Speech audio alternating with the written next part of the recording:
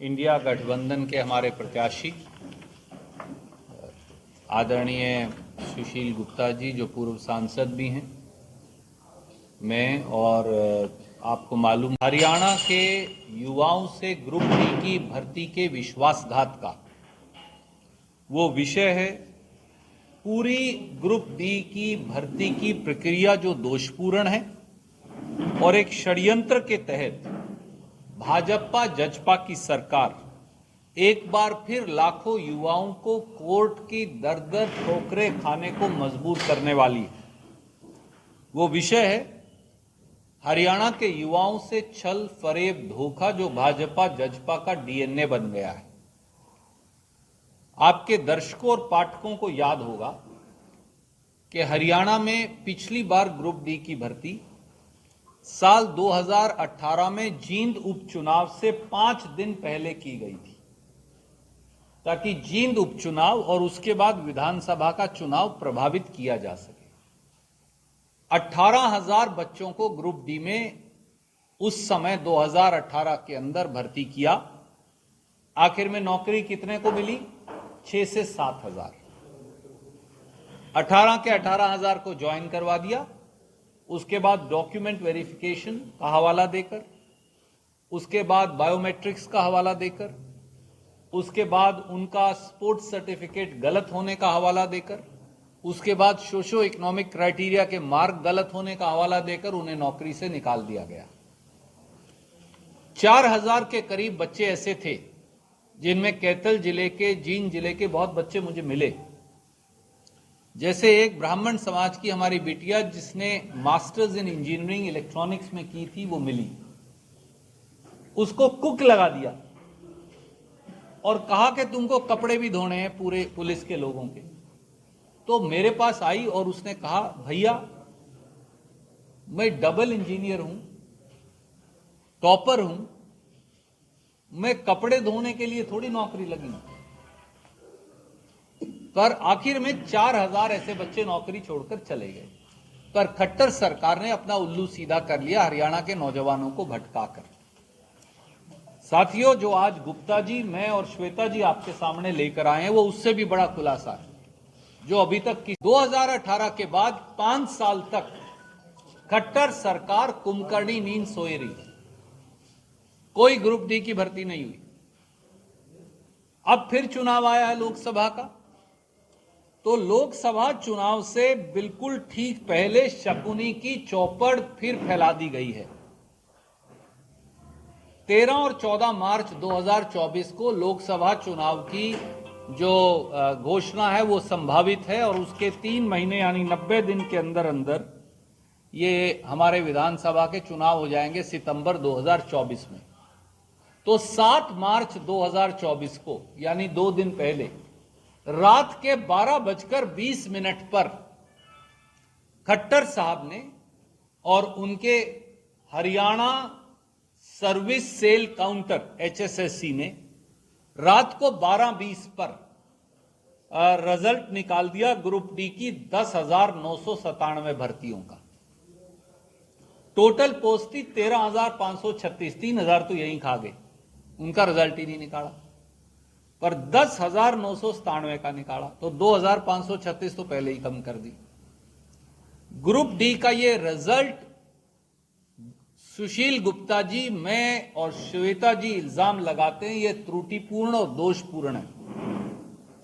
एक बार फिर आनन फानन में सब 10,997 बच्चों को रात रात में ज्वाइन करवाया जा रहा है, ताकि फिर ये कोर्ट कचहरी के चक्कर में उलझ जाएं।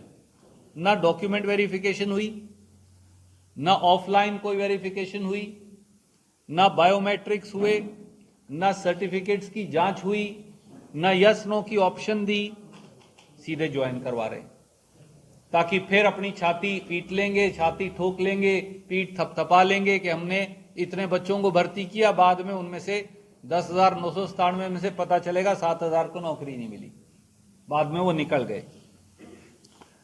ये इसी प्रकार से पर्दा डाल रहे हैं और इसको लेकर हम आपके सामने कुछ महत्वपूर्ण तथ्य लेकर आए हैं। 8 महत्वपूर्ण तथ्य हैं। पहला तथ्य, भाजपा जजपा सरकार व एचएसएससी ने दो तरह का रिजल्ट निकाल दिया।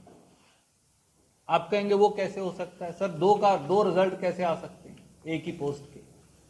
एक है जिसको बोलते हैं सीईटी स्कोर और एक है सीईटी मार्क्स। आपको मालूम है अक्टूबर 2023 में सीईटी का पेपर हुआ जिसके आधार पर ग्रुप डी की भर्ती हुई है। वो 95 नंबर का पेपर था। वो है सीईटी मार्क्स। सीईटी स्कोर है, उसमें 5 नंबर सोशो इकोनॉमिक क्राइटेरिया के ऐड कर दिए। मैं एक कागज आपको भेज रहा हूं पर दिखाना चाहूंगा। CET marks, CET score. मैं आपसे पूछता हूं, आप बड़े सजग पत्रकार हैं, आपके दर्शकों और पाठकों से पूछता हूं, मेरा रिजल्ट ये वाला है कि ये वाला है? ब्रह्मांड में खट्टर साहब की पहली सरकार है जो एक पोस्ट के लिए दो अलग अलग किस्म के नंबरों का रिजल्ट निकाल रहे। बच्चा कहां जाए? कैसे मालूम चलेगा उसका रिजल्ट कौन सा है असली वाला?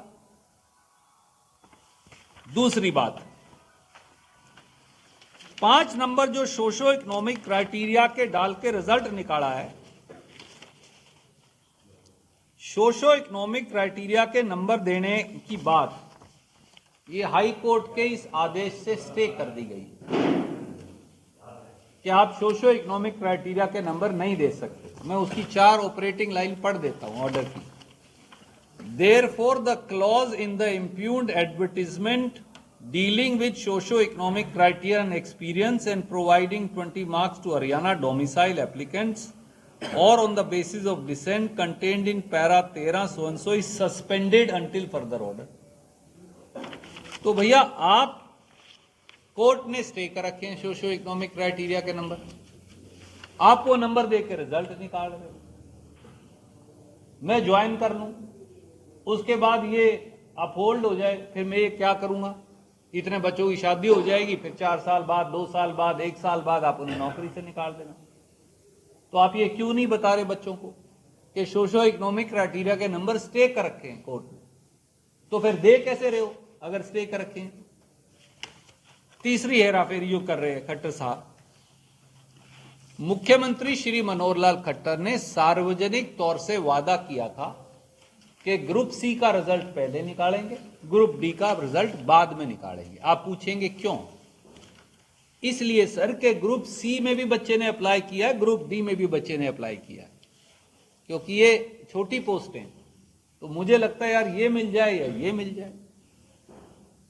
ग्रुप सी का अगर आप पहले निकालते तो जो बच्चे ग्रुप सी में भर्ती हो गए वो ग्रुप डी से अपने आप बाहर हो जाते, क्योंकि उससे तो ग्रुप सी की नौकरी मिल गई। अब आपने ग्रुप डी का पहले निकाल दिया। इन 10,997 बच्चों में से 4,000 बच्चे ग्रुप सी में भी सिलेक्ट हो गए, तो ये तो ग्रुप डी से सी में चले जाएंगे, तो 4,000 पोस्ट फिर खाली रहेगी। 5 साल में तो आपने ये भरी है, उनमें भी आप 2356 पोस्ट खा गए, 13,536 पोस्टें थी। अब आपने ग्रुप सी का डी का पहले निकाल दिया। मैं आपके अखबारों में छपी थी सब में, ये लो, ये खट्टर साहब ने का वादा था, मेरे पास उसका टेप भी है। सरपंच साहब आओ, बैठो जी जनाब, बैठो। तो इसका टेप भी है अपने पास, ये उन्होंने वादा किया था, मैं आपको भेज रहा हूं। तो अब खट्टर साहब अपने वादे से मुकर क्यों रहे हैं? उनके वादे की जबान की कोई कीमत है या नहीं? 5 नंबर दे रहे हैं, ये परिवार पहचान पत्र में लिखी आय के आधार पे दे रहे हैं डेटा जो है। आपको ये मालूम है, हमने साबित कर दिया था कि परिवार पहचान पत्र का डेटा गलत है या फ्रॉड्यूलेंट है। तो ये नंबर आप अभ्यर्थी हैं, आपको मिल गए, बाद में आपका आय का डेटा गलत मिला, फिर आपको नौकरी से निकालोगे? ये क्या कर रहे हैं आप? गलत डेटा के आधार पे नंबर देके बच्चे को भर्ती कर रहे हैं, फिर बाद में उसे नौकरी से निकालोगे, पोस्ट फिर खाली, भरनी आपने है ही नहीं 5-5 साल। अगली बात, ये ग्रुप डी का जो पेपर हुआ था अक्टूबर 2023 में, ये पेपर लीक हो गया था। और इस पेपर को लेके जो नहीं बता रहे खट्टर साहब और पूरी बीजेपी, जेजेपी, दुष्यंत चौटाला, इस पे एफआईआर दर्ज है। ये सबसे सनसनीखेज खुलासा है। किसी के ऊपर ये चोरी करके बेचने का इल्जाम हो, एफआईआर दर्ज हो, तो आप खरीदोगे तो आप नहीं फंसोगे उसे, आप भी फंस जाओगे। ये वो एफआईआर की कॉपी है जो मैं आपको भेज रहा हूं। दिल्ली पुलिस में एफआईआर नंबर 807/21/10/2023 को पुलिस स्टेशन रनहोला में दर्ज हुई थी। अगर पेपर लीक हो गया, और मैं अकेला मैं नहीं कह रहा, ये आप लोगों के समाचार पत्रों ने भी कई खबरें छापी, जो शर्मा जी ने प्रिंट ही नहीं लिया जिनका, पर मैं आपको भेज देता हूं, फिर भी भेज रहा हूं आपको। कई इसकी खबरें छपी हैं, मैं आपको भेज रहा हूं वो खबरें। अगर पेपर लीक हो गया, पेपर लीक की एफआईआर दर्ज है, उसकी जांच चल रही है, कल को उसमें वो सच मिला, उसके आधार पे आप भर्ती कर रहे हो, तो बेचारे 11 के 10,997 बच्चे फिर गए नौकरी से। 2 साल बाद, 3 साल बाद आएगा, इतने उनकी शादी हो जाएगी, बच्चे हो जाएंगे, खत्म उनकी जिंदगी। फिर वो कोर्ट के कचहरी के चक्कर काटते फिरेंगे। कर क्या रहे हो खट्टर साहब आप? अक्टूबर 2023 में जब पेपर हुआ, आपको याद है, हम बार बार उठाते हैं, ये गलत सवाल या गलत जवाब दे देते हैं।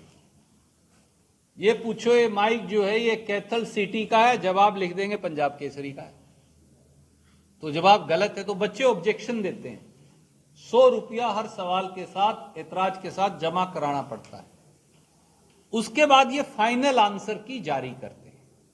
पहले एक आंसर की जारी की, जिसमें लिख दिया ये माइक पंजाब केसरी का, सबको दिखता है माइक कैथल सिटी का है, पंजाब केसरी का नहीं है, ये पीटीआई का है, लिख दिया ये तो न्यूज 24 का है, तो गलत है। तो बच्चे ने एतराज किया कि ये आपने गलत लिख दिया जवाब, तो इन्हें फाइनल आंसर की जारी करनी है। कितने ऑब्जेक्शन एक्सेप्ट हुए, कितने ऑब्जेक्शन रिजेक्ट हुए, और फाइनल जवाब ये हैं, ताकि बच्चे को पता चले कि उसने ये इतने सवाल उसके सही थे, इतने उसके नंबर आए। इस बार फाइनल आंसर की जारी नहीं की। अब कोई बच्चा अब आज नहीं जारी की, वो उन सवालों को लेके कोर्ट तो जाएगा। अगर आपने मेरे को ये कह के नंबर काट दिए कि ये माइक आज तक का है पर है पंजाब केसरी का, तो मैं जाऊंगा ना कोर्ट। जब जाऊंगा तो ये रिजल्ट फिर खारिज हो जाएगा, या रिवाइज रिजल्ट देना पड़ेगा, तब फिर सब बच्चे फिर हट जाएंगे।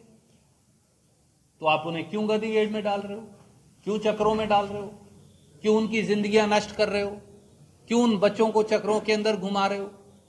क्या उन बच्चों के मां बाप की, उनकी जिंदगी, 10 लाख बच्चा है ये, उनकी जिंदगी का कुछ मतलब है या नहीं? ये पहली बार नहीं हुआ, क्लर्क के पेपरों में इन्होंने ऐसा ही किया, आंसर की फाइनल जारी नहीं की। मैं एक उदाहरण भी देता हूं आपको, क्लर्क के पोस्ट में आंसर की जारी नहीं हुई। बाद में वो बच्चे चले गए कोर्ट ने कहा रिवाइज रिजल्ट जारी करो। रिवाइज रिजल्ट जारी किया तो उसमें से फिर बच्चे हट गए, जो रिजल्ट बदल गया फिर बच्चे हट गए। अब वो बच्चे घूम रहे हैं कोर्ट में। तो खट्टर साहब और दुष्यंत चौटाला जानबूझकर ग्रुप डी के 10 लाख बच्चे जो लगे नहीं वो कोर्ट में, जो लग गए वो भी कोर्ट में, ना नौकरी वाले को नौकरी मिल रही, ना वाले को नौकरी मिल रही। हजारों कैंडिडेट्स ऐसे हैं माननीय मनोहर लाल खट्टर साहब, दुष्यंत चौटाला जी, जिनके नंबर कट ऑफ से ज्यादा हैं। शायद 77 की कट ऑफ है अगर मुझे सही याद है, इतनी 81 अलग अलग जगह अलग अलग है जी। उनके उससे नंबर ज्यादा हैं, उनका नाम लिस्ट में नहीं है। आपने रात को 12 बजे 20 पे लिस्ट जारी कर दी, अगले दिन छुट्टी है, कोई कोर्ट ना जा सके, उन्हें ज्वाइन करवा लिया। भाई जाए तो गए वो, कोई खाली तो नहीं बैठेगा। जब आप गुप्ता जी के 70 नंबर है, मेरे 80 हैं, इसके 90 हैं, तो 90 वाला जाएगा ना कोर्ट में। तो फिर आप कहोगे ये तो अपोजिशन का गैंग है। 90 वाले को छोड़ोगे, 70 वाले को भर्ती करोगे, ये वो बच्चे कहां जाएंगे? आप ऐसा क्यों कर रहे हैं खट्टर साहब? तो आपकी पूरी ग्रुप डी का रिजल्ट जो है वो डिफेक्टिव है। और आखिरी वो ये जो मैंने शुरू में कहा था, ना ऑफलाइन डॉक्यूमेंट वेरिफिकेशन है, ना बायोमेट्रिक्स मैच किए। कितने बच्चे हटे बाद में क्योंकि उनका अंगूठा नहीं मिलता था, यानी किसी का पेपर कोई दे गया, और इनकी जांच तो होनी पड़ेगी। ना 5